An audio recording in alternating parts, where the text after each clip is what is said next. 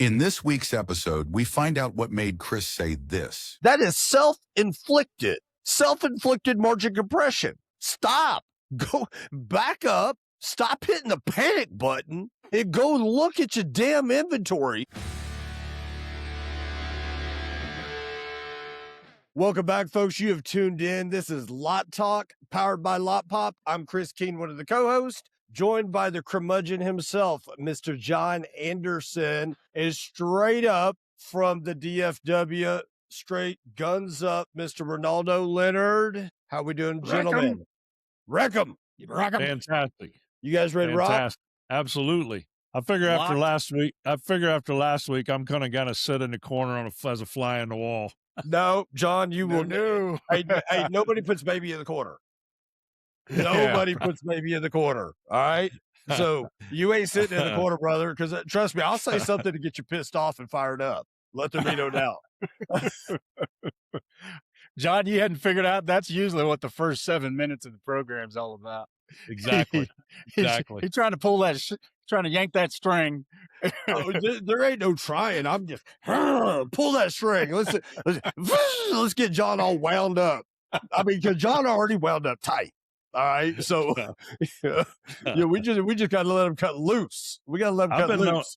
I've been known to crack a couple walnuts in my day. Yeah, I am wound up a little tight. Oh, there's more than a couple.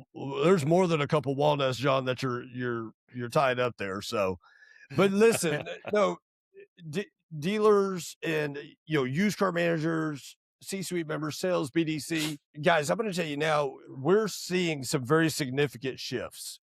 Some very, very significant shifts, and it's amazing.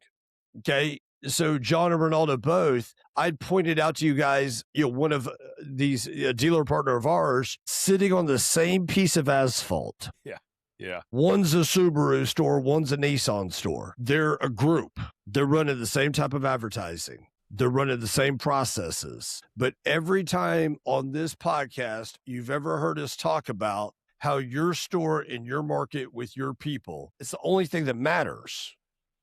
Yeah. Not what's going out in the rest of the market, but how are we either being proactive or reactive to what's going on? And we're looking at a dealer that has two stores literally sitting on the same asphalt. And one of them is shining like a diamond. And the other one, I mean, it looks like he couldn't sell free biscuits on a homeless train. Okay. It's horrible. I mean, it's two different worlds. That's the first time I've heard that one. No, that's the first time I've heard that one. That's a new one. Yeah. That's I think that was overheard at the last happy hour. I just hadn't brought that one out in a cool minute. But but you know what? There's a point to that, though. Go ahead, Naldo. I was just going to say, if you got a little gravy, you can get rid of those biscuits. You can, especially if it's that sausage gravy. Yep. Is there another kind? Yeah. Go up to the New England states and you ask for biscuits and gravy, and they're like, "Sir, we only serve gravy at dinner." I'm like, "What? Who does that?" They just ain't right. Can't get right. They told me I had to go to Cracker Barrel. But anyways, the point being is folks, the market is shifting. But when you got two stores sitting right next to each other with two, arguably, Subaru is supposed to be a lead over Nissan.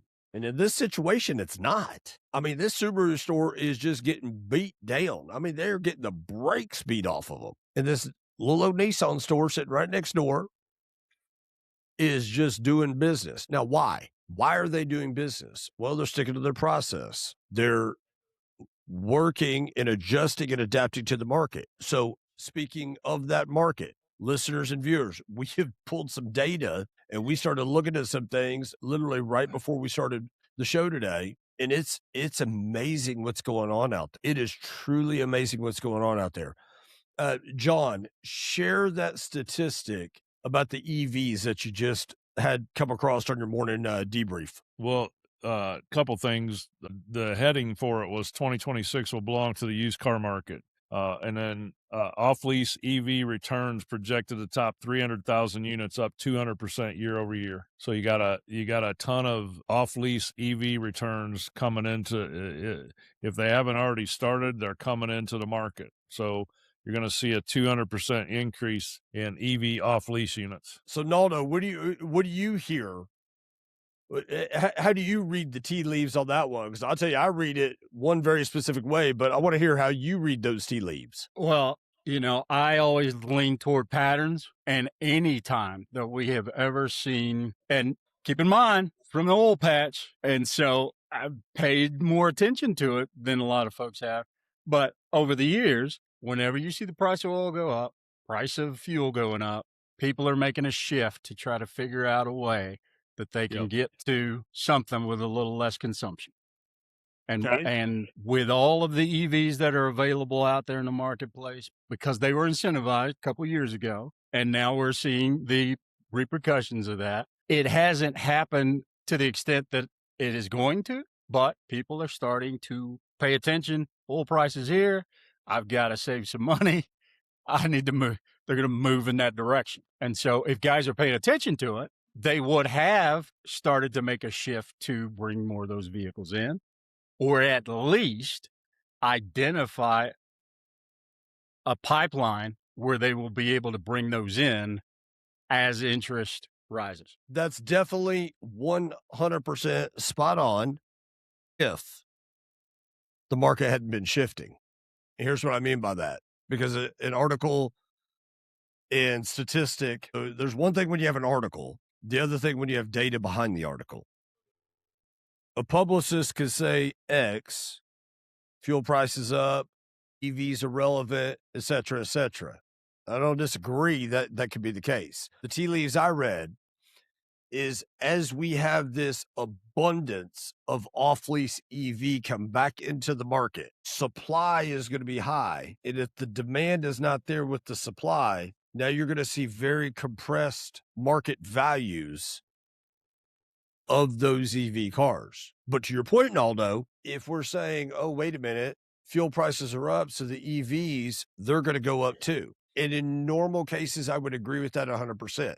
I'm going to share something on the screen here that, quite honestly, I was shocked, and it scares me, but doesn't scare me because we're bringing it to you and we're going to keep you ahead of the curve.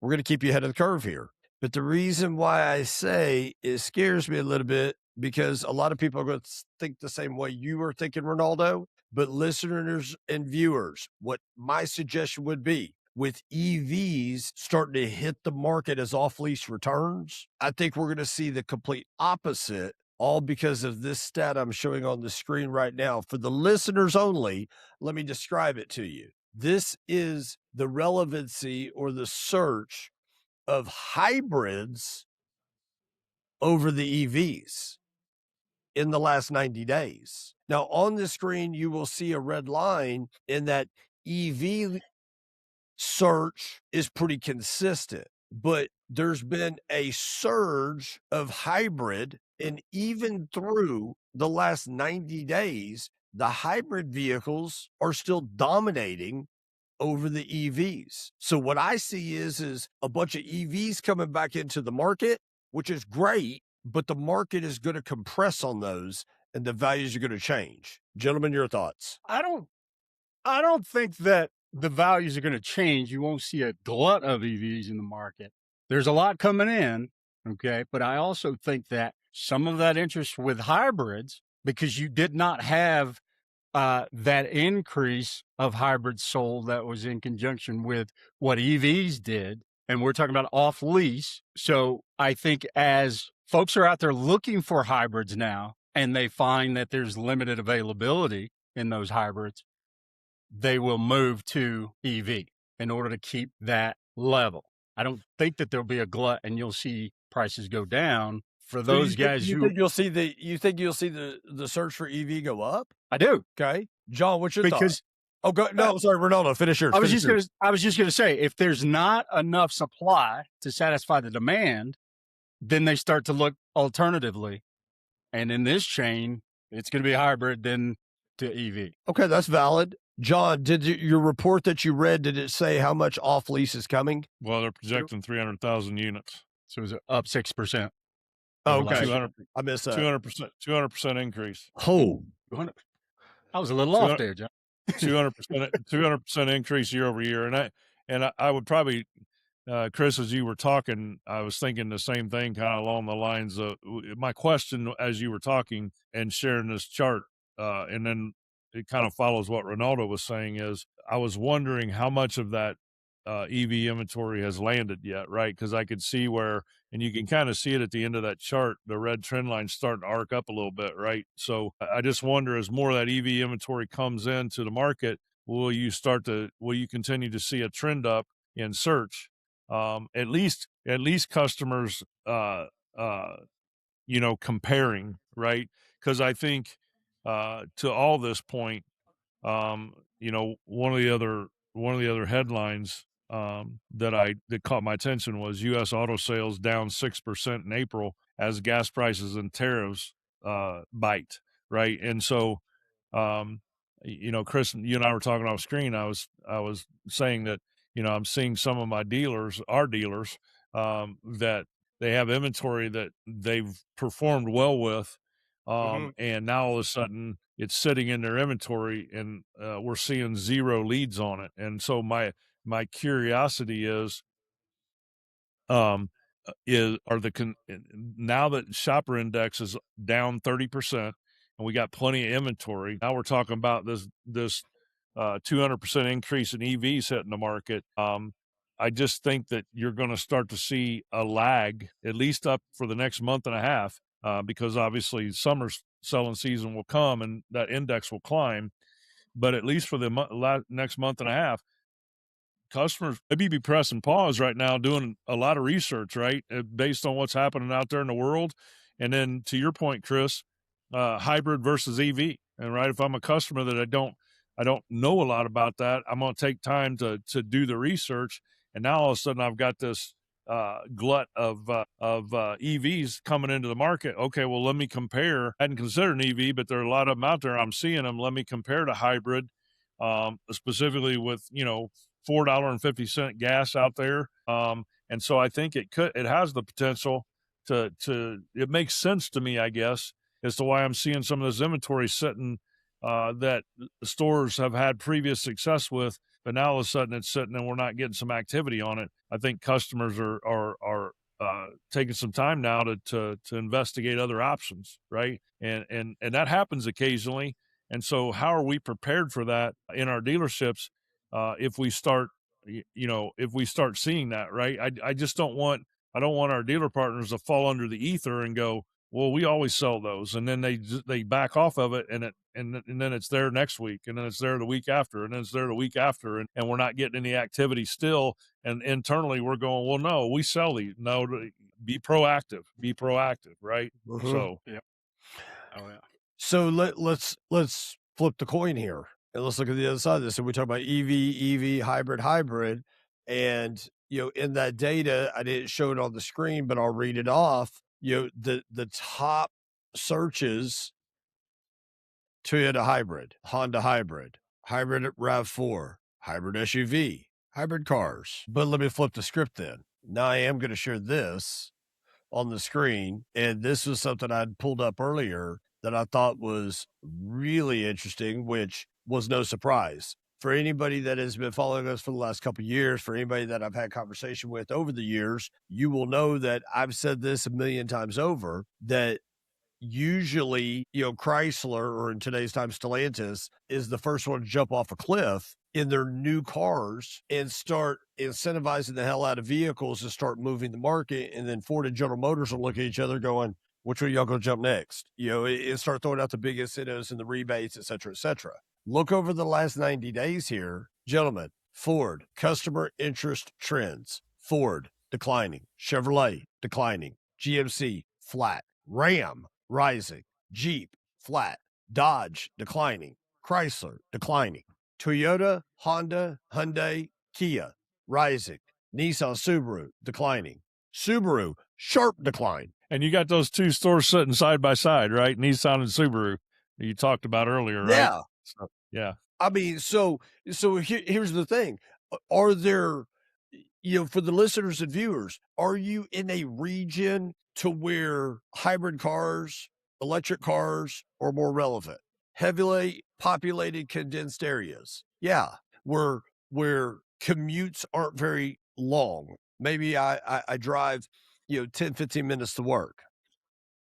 Or you're in a different neck of the woods to where you're driving 35 miles one way to work, 70 miles round trip, not counting all the running around that you got to do with your kids' events, life, et cetera, to where an electric car really isn't feasible because you don't have the infrastructure for it.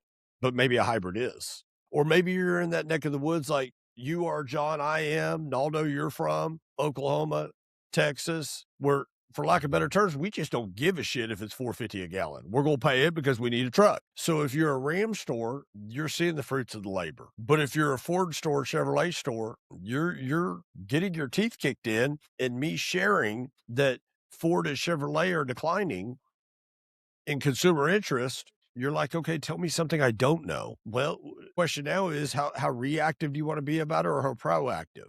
If I understand this here, I was on a call with a dealer the other day with one of their buyers. And I asked him, I said, dude, why do you keep buying $60,000 half-ton Chevrolet pickups, $75,000 pre-owned Yukon Denali's? Let me guess. That's what I can get. Well, that's what we sell. That's what we've always done. That's what That's we've what we always always done. done. Man, miss me with that bullshit. All right, listen. Okay, in the 90s, there was a term I learned called mirror the market. If we've always done it, but it's not yielding us, why would you continue to keep doing it? I mean, isn't that the definition of insanity? But we just can't figure out why we're not selling any cars. Well, you keep stocking the same bullshit that ain't selling. That's why. I mean, come on now. Which brings on some more insanity. Why don't you get rid of it? Well, we can replace it. Why would you want to replace it? I mean, that thing is colder than a mother-in-law's kiss. Why would you want to replace it? So I guess really what I'm trying to say to everybody is, if there's demand for hybrid, I'm not saying go shed all your vehicles and lose your identity and not sell Chevrolet pickups, not sell F-150s, not sell Traverses and Explorers. But if you're needing to bump in your market, why don't you go mirror what your market's doing? Man, I need to back off a second before I really start to lose my mind here. But because it sounds so simple, and I know it does. And for the viewers and listeners out there, you're going, okay, big boy, you're sitting behind a microphone and a computer all day. I have to steal some Joey Imperato on Come that, on, right? steal it. What do you say? Easy preaching, tough living. Yep. And let me go. Yeah, I got a funny story about that's the way we've always done it. I think I shared with you guys a few weeks back. I was I'd gone to a function, and you had 4 generations of women sitting in, getting ready for Sunday supper. And the youngest one, who was just getting married, pulls out a pot roast. And the first thing she does is she goes ahead and chops the end of the pot roast off. Oh, Before she puts it in the pan to sear it up, right? And so the guy she's getting married to is like, why you cut the end of the roast off like that? And she just said, well, that's the way my mom taught me.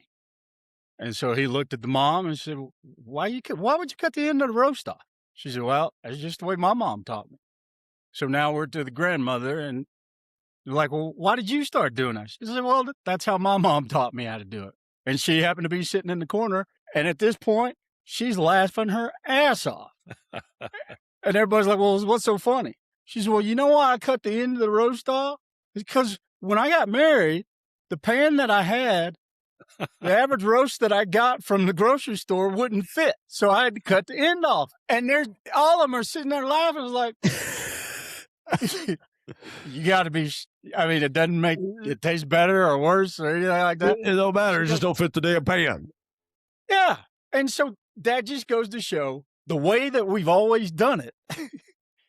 It came about for a particular circumstance and a particular situation.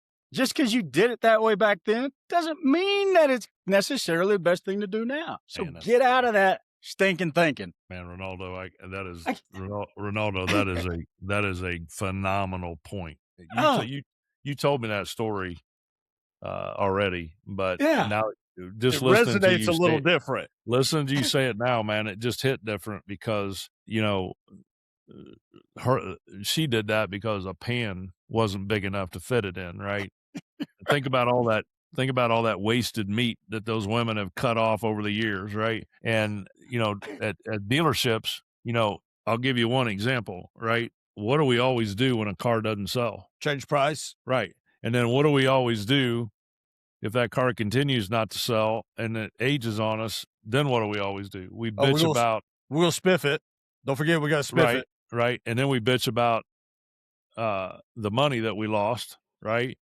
And it's because we just continue, we get into a pattern of doing what we've always done and not, that's why that resonate hits so differently, is because things have changed so much, right? It's interesting to me. Sometimes I think our customers, we put our customers in a huge advantage over us. Now, don't read that wrong in what I just said. I'm not saying that customers shouldn't have the best customer service that we can provide. I'm not saying that, because they absolutely should. But I think we put them at a huge advantage over us because they have the ability to do the research that I'm not so sure all of us are yet at a point where we're willing to do the same thing, right?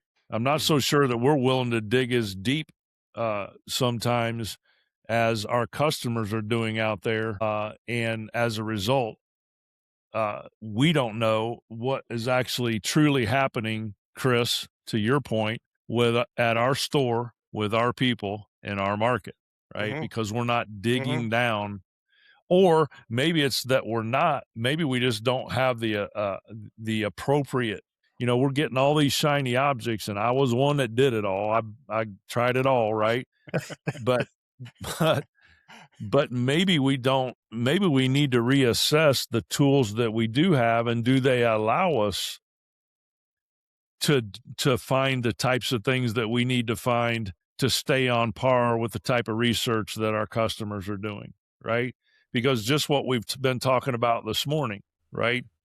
Am I truly looking at my inventory from a transition status, right? How much of my inventory is not getting views? How much of my inventory has not had a lead in the last 7 to 14 days, right? Or better yet, John, how much of my inventory is getting opportunities, but I'm not paying attention to it, and I keep playing whack-a-mole with the gross, which I like to refer to as self-inflicted margin compression. You're bitching, moaning, complaining about your gross, but are you paying attention to the damn inventory that's getting the opportunity, or are you sitting there looking at some crazy little box that says you haven't had a price change in the last 7 to 14 days, and you go in and start whacking the gross? That is self-inflicted margin compression. Stop. Go back up. Stop hitting the panic button and go look at your damn inventory. Take your inventory, take your CRM, put those two together and say, hey, wait a minute. This car's getting activity. Hey, wait a minute. I responded to this customer going, are you still in the market for a car? No, I came in here for a ham sandwich. Yes, I'm interested in a car, or I wouldn't have submitted an opportunity. So, Chris, but wait, Chris, but wait. You sound like an infomercial. Is there more? Yeah, there is more. He went Rompo Pill. Chris, I can't get my people to do that. Then one of two things: you need to take a checkup from the neck up and understand. Are you a leader? Are you the leader of the dealership? Okay. And listen, sometimes, and I do not, this is not negative. Sometimes we may not be skill set sharpened. You're in the position at the dealership as a leader for a reason. You exemplified the ability to perform at a higher level. Sometimes we need to step back and go, hey, I need to go out to the woodshed, sharpen my tools up so I can go train my people. If you can't get your people to do it, it's necessarily not their fault. I would literally implore you, ask yourself two questions. Is it a KNOW problem or is it an NO problem?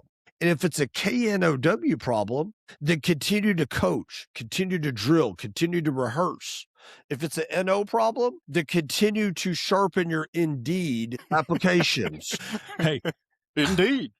I got a couple things along that lines that as you were talking, Chris, it came to mind. One, I want to share another headline here that's appropriate to what we're talking about. Top 150 dealers grew without adding stores in 2026. Hold on, say And that below again. that, No. Say top- that again. top 150 dealers grew without adding stores into 2026. Okay. I'm curious now. All right. And so below that, here's the highlight. Store level process execution, disciplined pricing, and service strength carried groups to grow that did not expand their stores. 2 key words stuck out. 2 key words. Process, discipline. Mm-hmm. Yes, sir. Process, discipline. I'm going to give your Hoosiers from the 2025 football season all the credit in the world here. They're not flashy. Excuse me. Not a lot of big names. For God's sake, their number 1 draft pick was what, a 3rd-time transfer? Okay. But the one thing their head coach, their defensive coordinators, their position coaches, the one thing that they did have is those 2 key words: process, discipline. If you Google them, no pun intended, if you Google them and you look them up and you hear them talk, they talk about the same thing every time they're doing an interview. It's the same thing that comes out of their mouth. This is what we do, right? Every play has a life of its own, right? You just hear them recite the same thing, right? So to that point, I want to talk about, because it just come to my mind while you're talking. I had a training yesterday with a new dealer. The GM was on the training, and we were introducing this to, well, they had already been introduced, but we were reintroducing it to the BDC department, right? And so the GM stopped right in the middle. When he stopped me is when I started talking about our goal for your store is that every 2 days you have an attempted contact to your in-stock and switch lead customers. And he stopped me and he said, do we have to live by that process? I said, no, brother, it's your store. He goes, so I can change that. I said, absolutely. And so he stopped me and he goes, give me a second, John. And so he addressed each one of those BDC people by name. And he said, you guys received a login a couple weeks ago when we had our first training session with John. And I'm looking at the scoreboard and none of you have logged in. Uh-oh. So I want to say emphatically that this is not an option. This is what we do. And if you're not going to participate, I'm going to find somebody that will. And we have 3 other stores on with Lot Pop, and they're all participating, and they're all kicking our ass. So this is not an option. You will live in Lot Walk, and we will contact our customers that are active in our CRM that you're seeing in Lot Walk on a daily basis. We will attempt to contact daily. I was like, brother, I love you. No problem from that. Change that process all you want. But to a point, he was adamant about this is what we're doing, and there is no negotiation in this going forward. This is how we're going to do it, right? And he said they were having one of those wah moments where they're trying to communicate, and they're forgetting to come off mute, and he's like, is everybody hearing me? And I could hear him go, my gosh. And he goes, take yourself off mute. And then he got frustrated. And he goes, John, you're going to have to excuse my team. He goes, we're a little bit shy of a full load this morning. He goes, can you guys take yourself off mute? And so it was hilarious the way that was. And I started laughing but to the point was this was our 3rd training, and it resonated with him. He had been on the previous 2, and he checked that he specifically had his BDC team on this call because he had checked the scoreboard and he'd seen they hadn't logged in, and he was going to make a statement to them. This is not optional. This is what we're doing, right? And this is how we're going to do it. And so, to the point we're talking about. With that being said, though, John, again, I mean, you're talking about a LotWalk, platform. Listeners and viewers, I don't care what platform it is. Right. If right. you or your leadership of your dealership has said, hey, we've got this shiny tool over here and it's going to help us improve our business. 2 things. Number 1, if you don't know how to use it, pick up the phone and call that company and get the appropriate training you need to use it to its fullest extent. Number 2, use the damn thing, because they're not a company that just all of a sudden came to the market yesterday. They've obviously got success stories showing where if you do it that way, it will yield fruit. Trust the process. But you got to be educated in it. If it's something that's going to help you move the needle from good to great to elite, then use the damn thing. It's what you've been doing isn't working if your sales for the overall store are down. If your profit margins are down, what you're doing is not working. That's not a news flash. That is a fact. Use them. Be your own leader. Get yourself educated on those. And if the company that you're signed up with doesn't have resources for that training, for that continual education, then you might want to reconsider the company you're doing business with. Can I say something? I'm going to anyway. Never mind. I was asking permission. Why are you asking? Well, first of all, let me go back to what I just described by that dealer when I brought up that headline, right? What I just described to you guys was store level execution, process execution, right? He was saying, this is how we're going to do it, right? And we're going to execute it this way. But can I say something? Because we run into this occasionally, and this is the point. If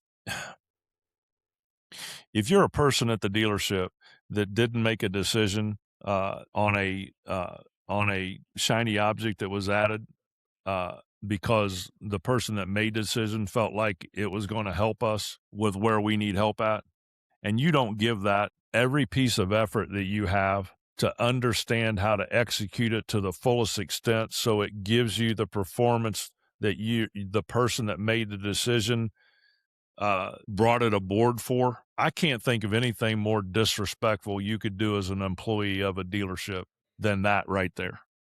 Mm-hmm. I mean, we run into this, and I just can't think of anything more disrespectful.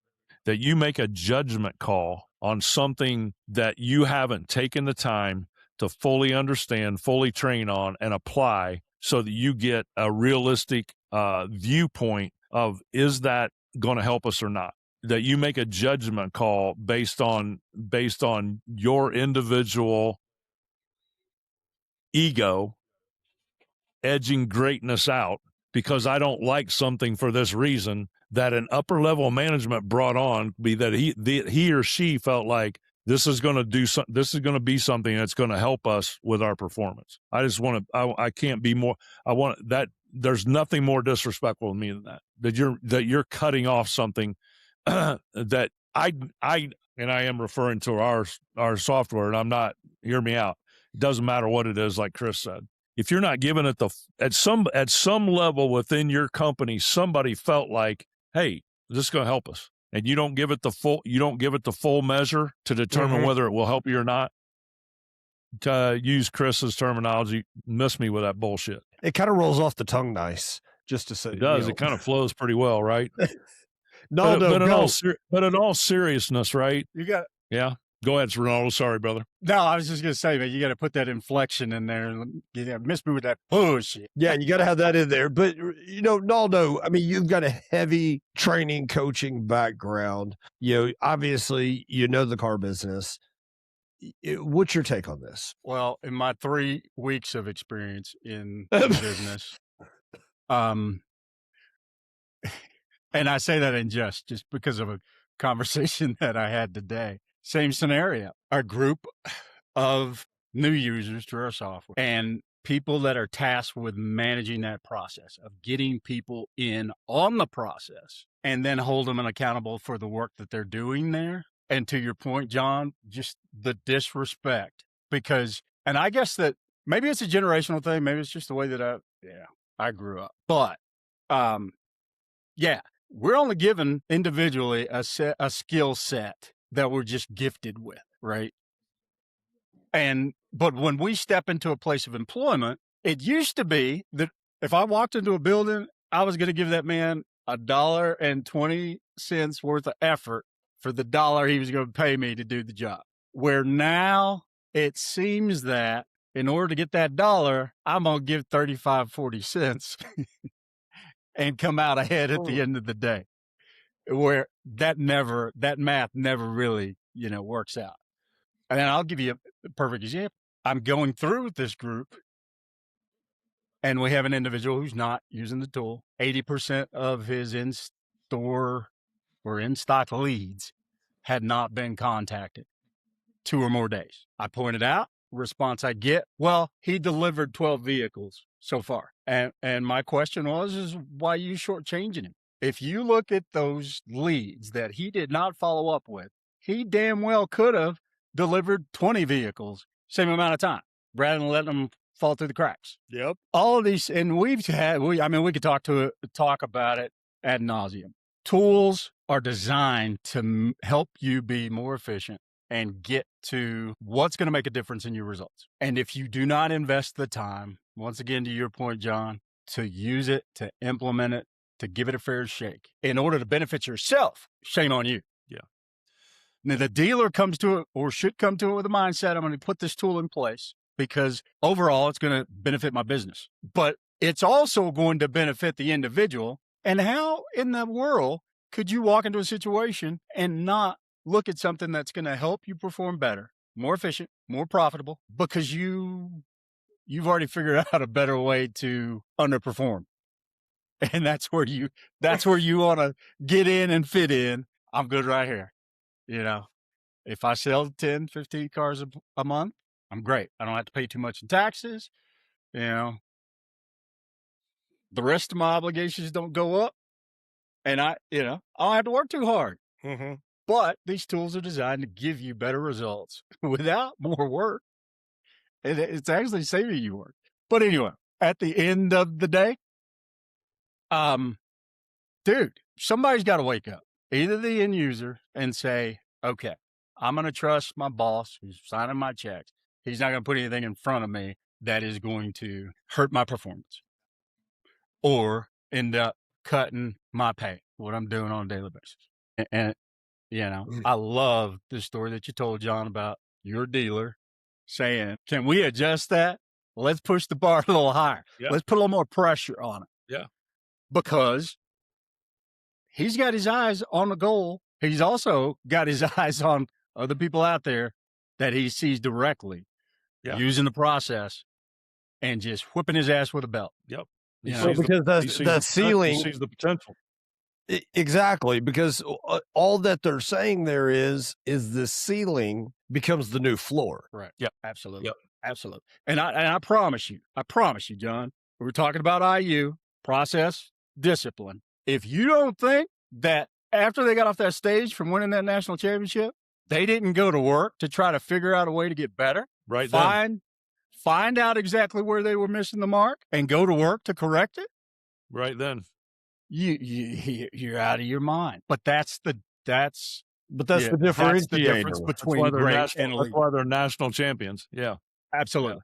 Yeah. Absolutely. So, really, Ronaldo, at the end of the day, what you just said is using the, IU piece inside there. What you just said is they had a 13-0 perfect season, and everybody would say, oh, we're just going to do that again. No. Take it to the world of automotive. If you're having a great month, okay, well, what are the things that we do really well to have this great month? And what are the things that we didn't do so well that could hinder us from having another great month again?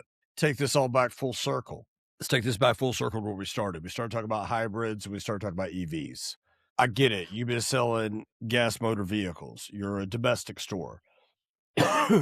You're predominantly selling large SUVs, pickup trucks. Okay, fine. But if the market is shifting and we have a bunch of EVs coming back into the market, if I'm a sales manager, if I'm a GM, a GSM, used car manager, owner, C-suite member, and I know that this inventory is coming back in, 300,000 units of off lease coming back into the market. Two things I need to be prepared for: trading for that inventory, buying that inventory, selling that inventory. I need to be prepared for that. If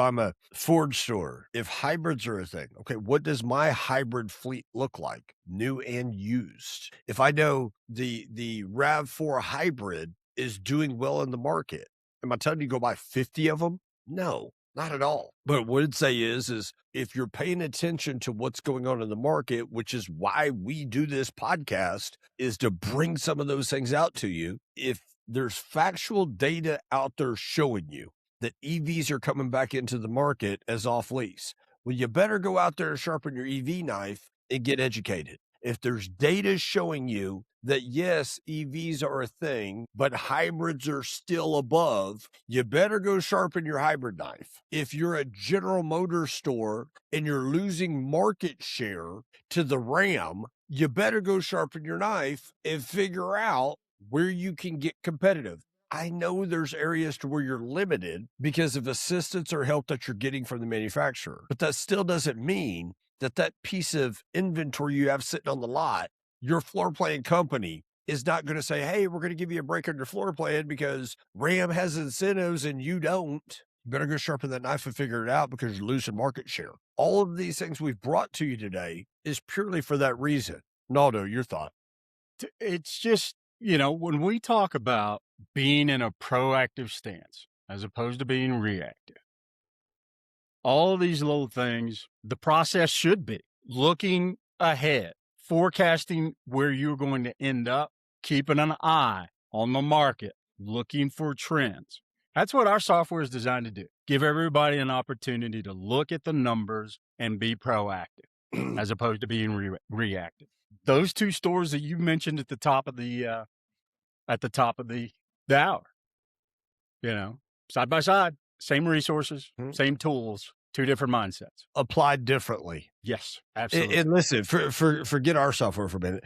Listen, I don't care if you're a Cox Automotive customer. I don't care if you're a Solera customer. I don't care if you're a Cars Commerce customer. Each one of those softwares that you have, each one of those tools that you have, they all have a backend tool. They all have analytics. They all have data.